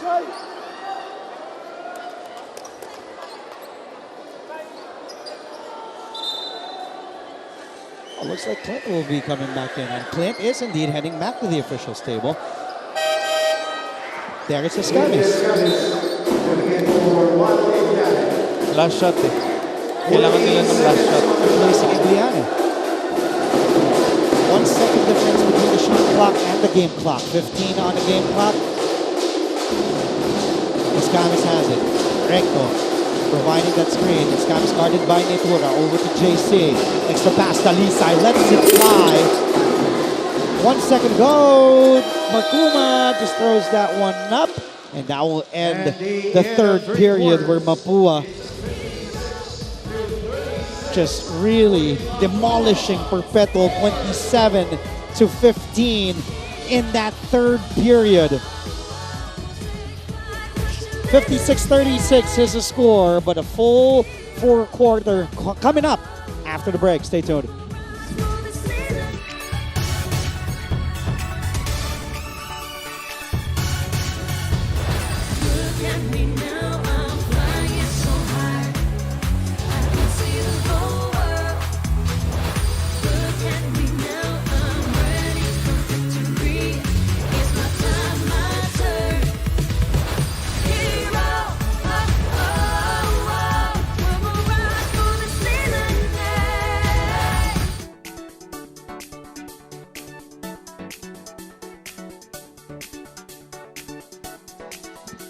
Before we start our fourth quarter, let's take a look at the quarter scoring. It was still close up until the first half, where Perpetual just down by 8.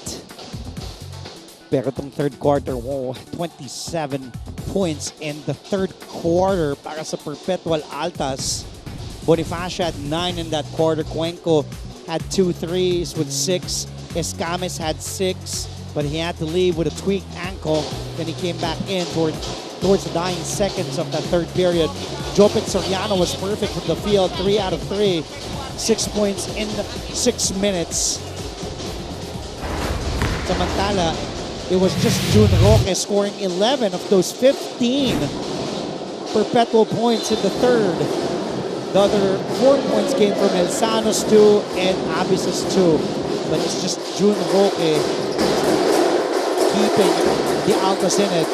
But to start the fourth quarter with a turnover, it's not something that you want if you're Mike Sagigin.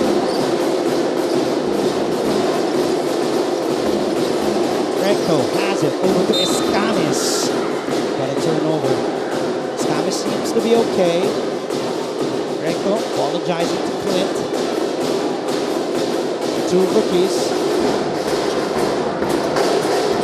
Clint, a transferee, but still considered as a rookie here in the NCAA and the seniors, because he did play in the juniors. Another turnover. And that will be turnover number 16 para dito sa Perpetual Altas. Jopet Soriano coming back in. What a third quarter for Jopet.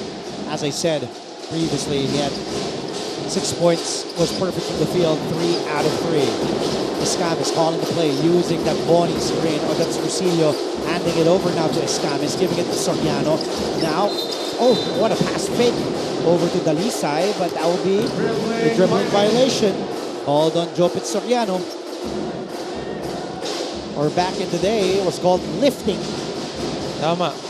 Pero alam mo kung sinong player ang nagre-remind sa akin sa mga ganong moves? Fake handoff drive. Sino?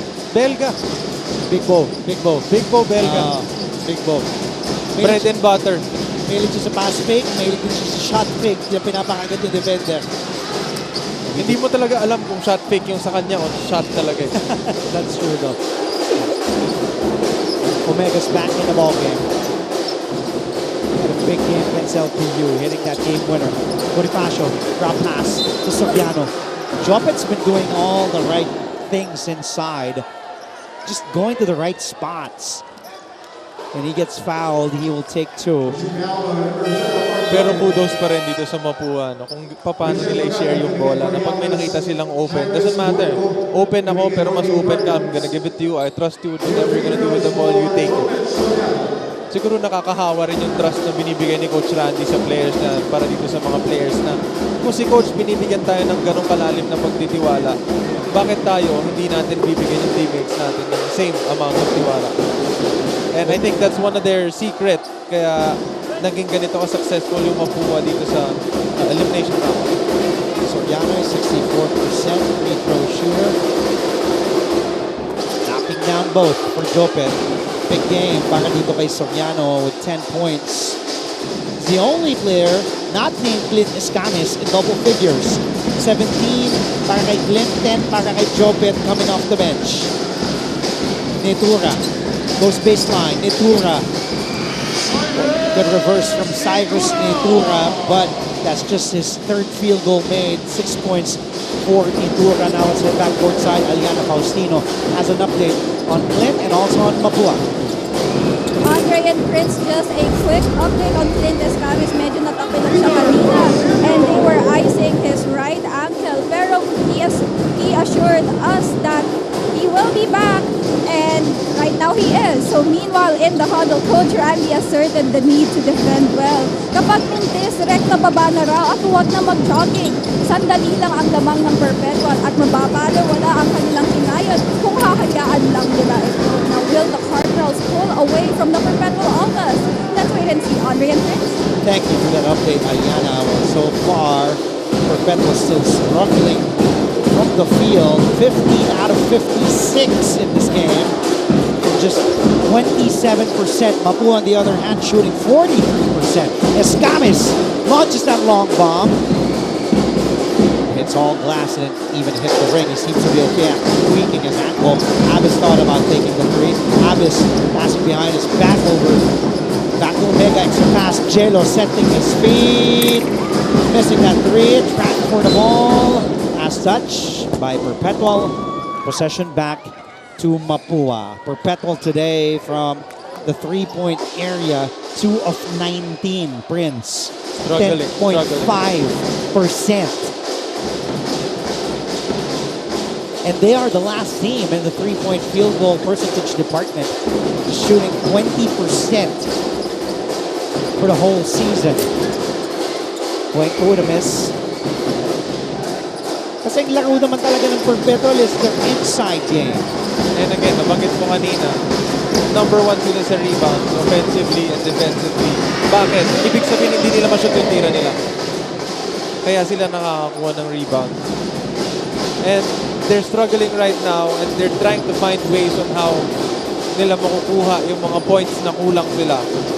But at the same time, they're giving Mapua easy baskets. Another easy basket there para kay Warren Bonifacio.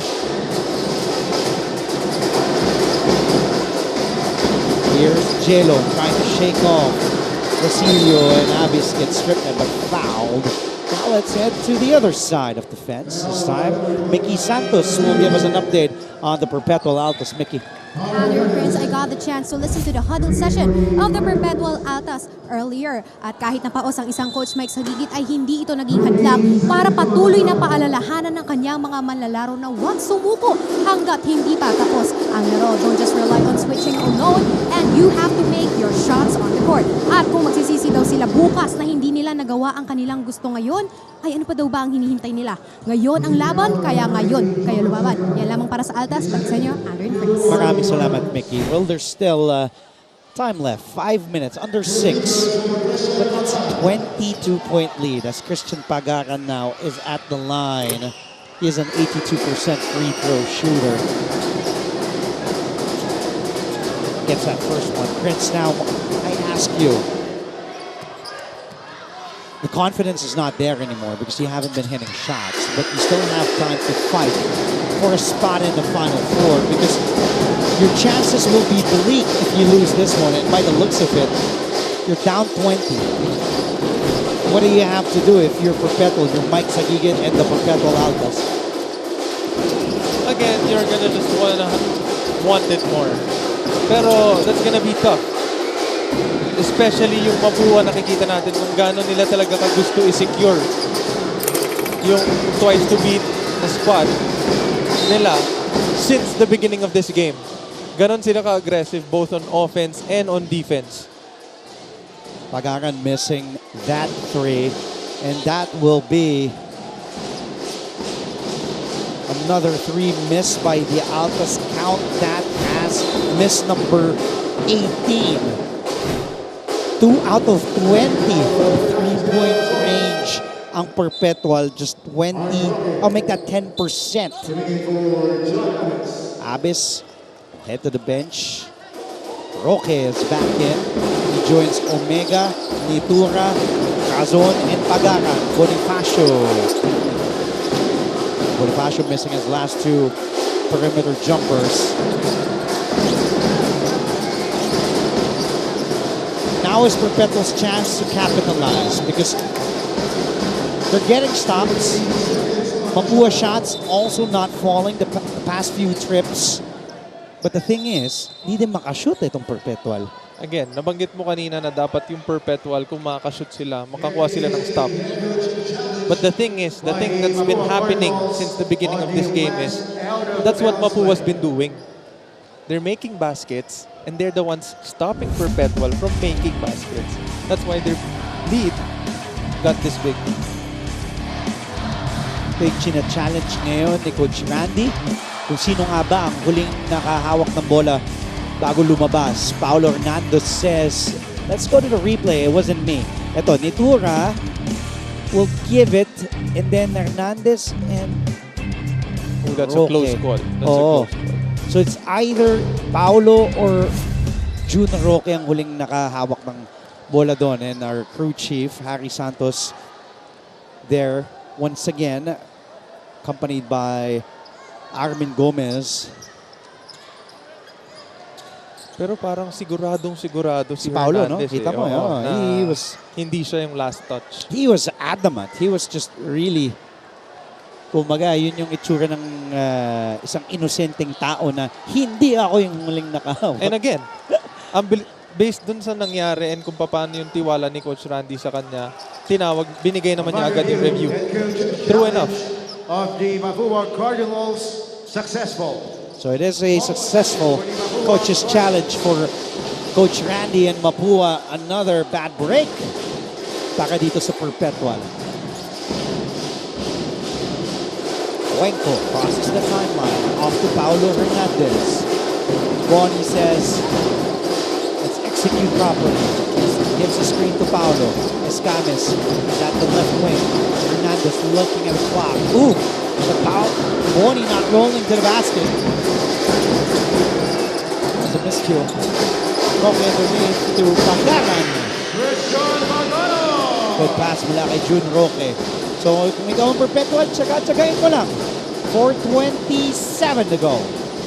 Down by 18. And you know this, Prince. 4 minutes is an eternity in a basketball game. Hernandez will let that one fly. Bullseye! Para kay Paulo Hernandez. Again, I will reiterate Paulo Hernandez's game. Kahit 0-3, 0-5, 0-10, he will chuck it. And finally hitting that one. Before that shot, Paulo was 0 out of 3. Andre, pinag-usapan natin kanina to si Paulo Hernandez na despite having a bad night sa umpisa, at the end of the day, makakuha siya ulit ng open, ititira niya. And ganoon na lang din yung tiwala sa kanya ni Coach Randy. And this guy proving us wrong na doesn't matter. Doesn't matter if he makes it or not. Basta yung susunod niya na tira, ang mindset niya, papasok to. Here's Escames going to Paulo for that dead shot 3. Getting his first basket made for Paulo, 3 points. But he's just a valuable piece para sa run itong Mapua this season because he does so many things. He's just that versatile. Can bring the ball across the timeline, put the ball on the floor, good defender, can rebound. Kaya kahit nag-minute si Paulo, ilalagay pa rin ni Coach Randy sa sahig si Paulo. Meanwhile, a steal by Jello against Recto, puts it up. Omega offensive board. But that will be a foul called on Mark Omega. 3 minutes remaining. Carlo Ferreras now checking in for Cyrus Nitura. We're not sure if Coach Mike Tagigit will give Cyrus a breather or talagang ilalabas nila for the rest of the game. 3 minutes remaining. Barkuma is also in, replacing Mark Omega. So this is a smaller lineup to keep up with Mapua's speed. All Mapua's lineup is composed of Escamis, Hernandez, Recto, Cuenco, and Soriano. No Bonifacio on the floor. It's a little bit fast here. Hernandez fires another three. That time a miss. Soriano offensive board. Soriano underneath. Difficult shot. And a miss there for Jopet. Tumatakbo ang Perpetual. Ferreras. Out to Razon. To the wing to Barkuma, who drives, gets the basket, and one. And Mike Sagigit already on the hard court. Talking to Roque, Razon, and Ferreras. Ito yung drive ni Barkuma. And that was just smart for Peter Pan to know, I can beat Soriano in the foot race. I will leave this big guy and drive all the way to the basket. Making sure to maximize the mismatch. I remember Peter Pan having that big season 97. He's been limited to some minutes. Ooh, nobody home there. Easy basket for Mapua, and that's what you don't want if you're Perpetual, because you're trying to have a little run here of your own, and then you leave Morenos.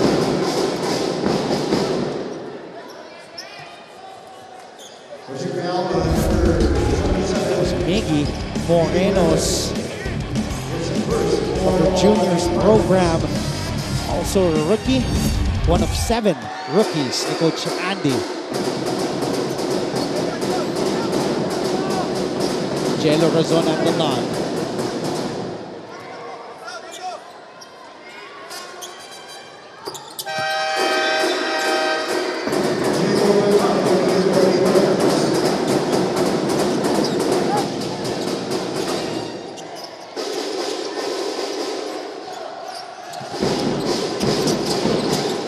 Jacob Bancale also now in for the first time. Last 2 minutes. Basket counts para kay Christian Bagaran.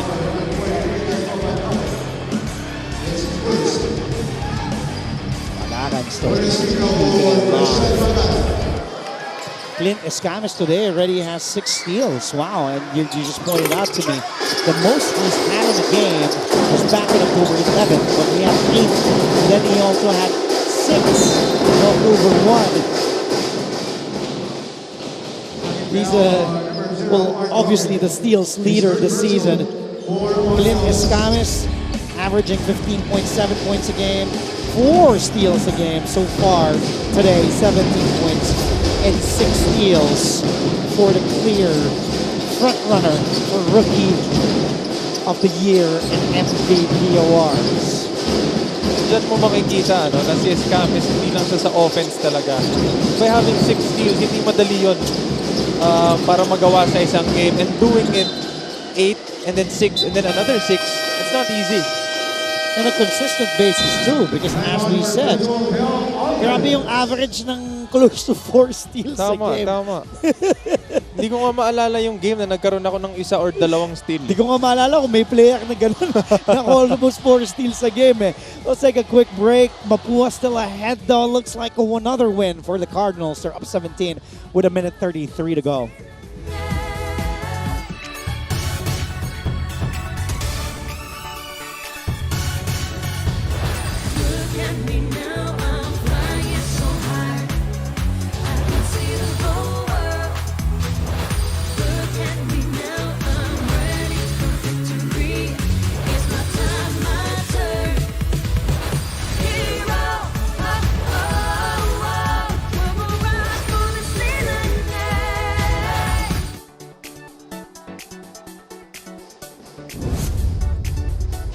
Coach Randy Alcantara and the Mapua Cardinals. 14 seconds What a on the shot season.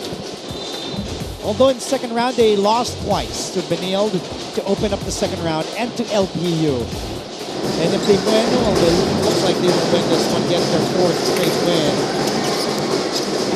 But that will just put a stamp. Well, they already are assured of a spot in the Final Four. That is pretty much sure. Meanwhile, Mickey Moreno's the rookie, 5'10", rookie out of their juniors program. 4 points Carlos Roqueras. Well, these are actually parang ano na to second and third units na to ng Mapua, although Perpetual still fighting. Razon lets it fly, no. But going back, Prince, itong Mapua, talagang inahabol nila ay yung twice to beat advantage. That is really what they're gunning for. Again, nabanggit mo nga na huling championship nitong Mapua, si Coach Randy. 1991, 32 years ago. Yes, and having said that, gusto ni Coach Randy ma-secure yung twice to beat para chances are, kung sino man yung makakatapat nila sa Final Four, kailangan talunin sila ng 2 beses para umadvance sa finals. And sila, kailangan lang nila manalo ng isa.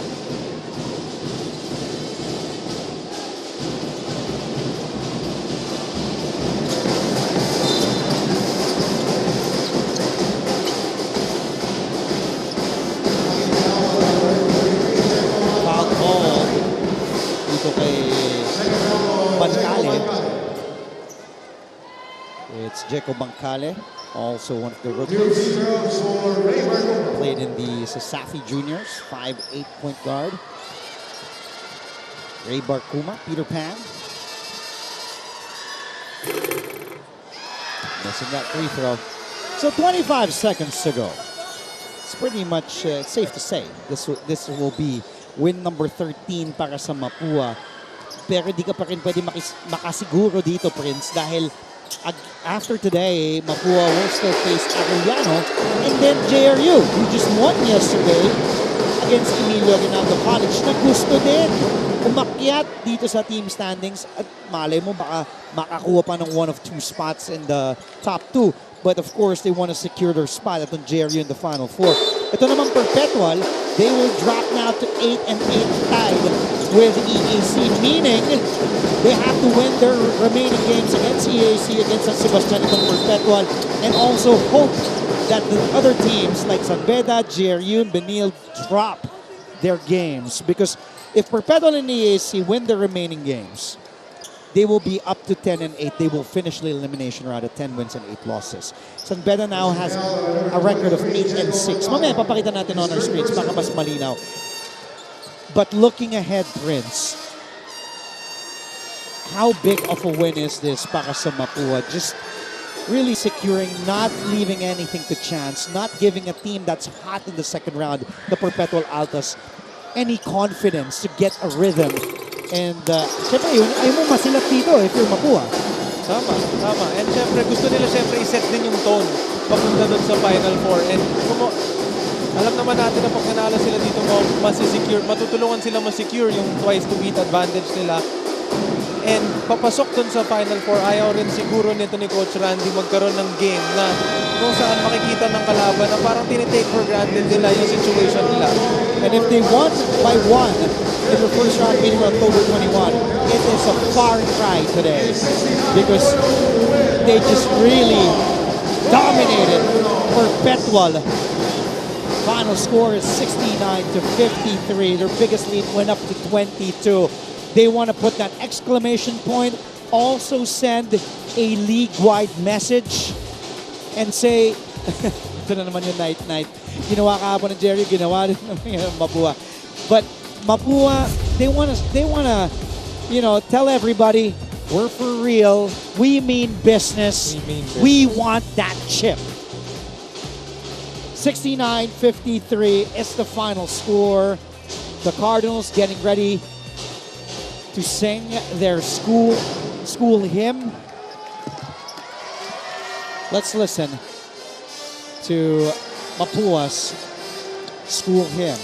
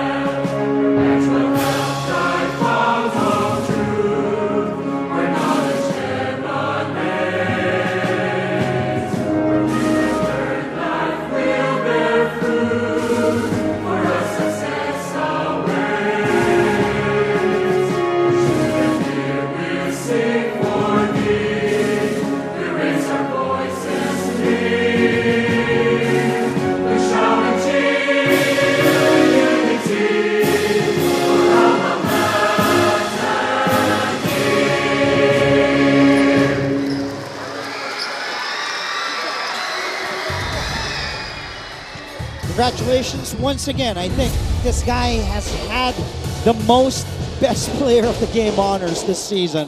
Clint Escames, 17 points, 4 boards, 4 assists. That shouldn't be points. That's 6 steals. 6 steals and 1 block.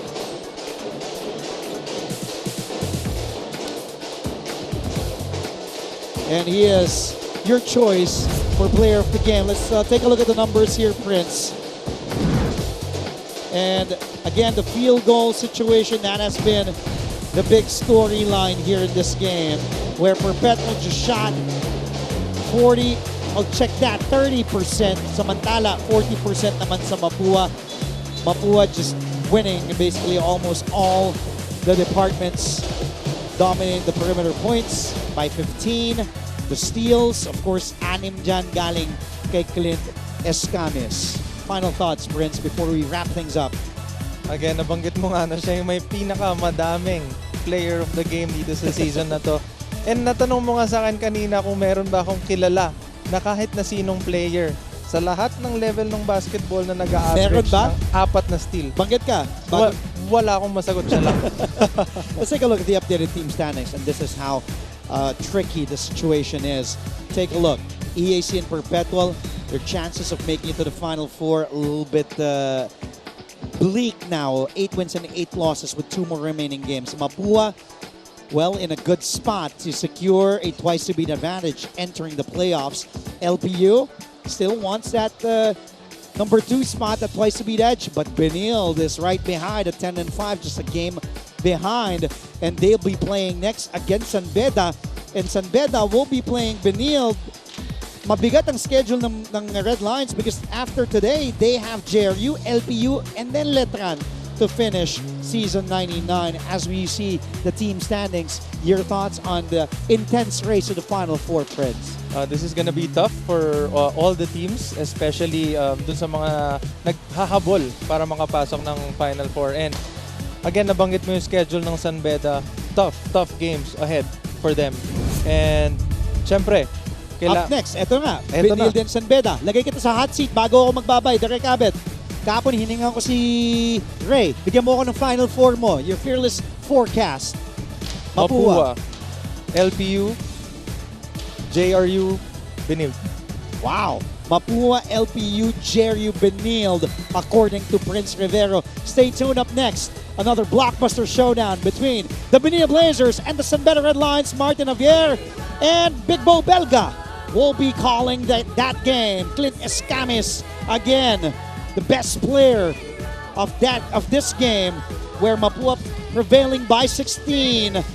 And Perpetual's chances of making it to the Final Four not so good. But still, stay tuned for Prince Rivero, for Mickey Santos, Aliana Faustino, our director, Abet Ramos, game producer, R.R. Romano, and our floor director, Paca Senya, all our big bosses.